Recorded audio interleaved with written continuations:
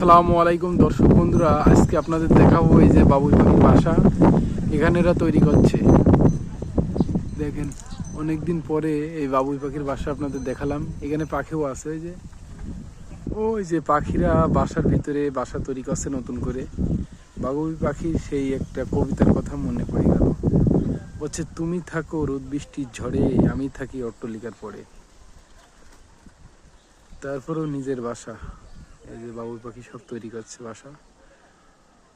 ওই যে পাখি সব বসে আছে, পাখি সব যাচ্ছে, ওই যে পাখি নতুনের বাসা তৈরি করছে।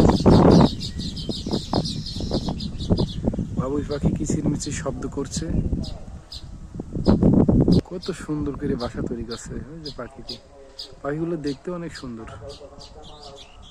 এই সব বাসা, এর ভিতরে পাখিও আছে সব।